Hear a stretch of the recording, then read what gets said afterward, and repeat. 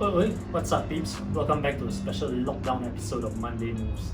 Now this epidemic that the world is going through is not only going to be an acid test for a lot of organizations, but it's also going to be a very big wake-up call for a lot of small SMEs here in Malaysia and around the world. Like the PM of Italy said recently, he said that things will not go back to how they were even when after the worst. And I believe after this episode, which will be what we estimate to be up to 6 months or maybe even longer, with the economic impact felt probably for years after, a lot of ways, the ways people are going to be doing business here in Malaysia or around the world is going to change dramatically. So a lot of SMEs, especially the smaller businesses, were all very focused on the highest revenue streams, or all single revenue streams. They will always put all their resources, majority of the resources, on that one revenue stream that was generating the highest income, which is a natural thing to do, leaving very little room for innovation.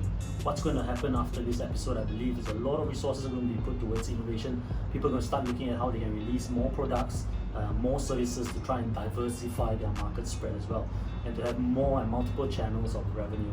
I think a lot of the successful organizations in the world, or especially here in Malaysia, right, are all very diversified and they have multiple revenue streams, and that's something a lot of organizations will start looking at after this episode. Now, one of the key characteristics of Malaysian SMEs, especially the smaller businesses, they are all very reactive.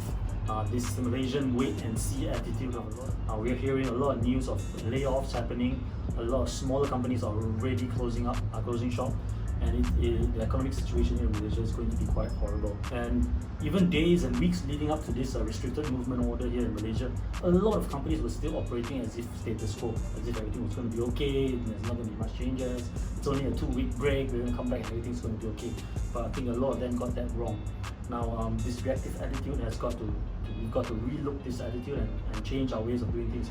A lot of SMEs here in Malaysia, especially the small businesses, don't even have a business plan in place, let alone a contingency or a plan B when it comes to operating them. Now, some of the most successful organizations around me, I overheard them talking, a lot of them months leading up to today, they were laying out contingency plans, they were running emergency meetings, they were looking at diversification, they were already looking at investing in infrastructure and resources for remote working, and they had everything in play already.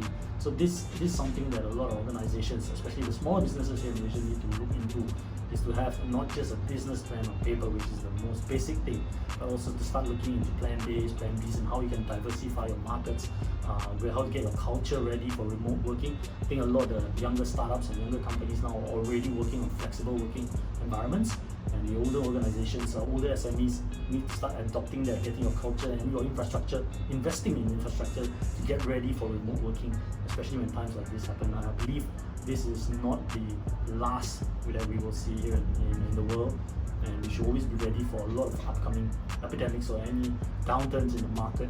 Well, should get our organization ready to adapt and to combat and to minimize the impact on our organizations. So we should take this time not as a holiday, but actually to reflect and look back at what we're doing and put plans to paper, maybe come up with alternative business plans, contingency plans, and most importantly, I think we should pen down our thoughts in terms of what we're learning from this situation, and what we can do better, and what are the things that we can do after this to ensure that our organization is not as hardly hit so hard as it will in the future again if this ever happens. That's another episode of Monday Moves. Stay safe everybody and stay at home. We'll see you again next Monday.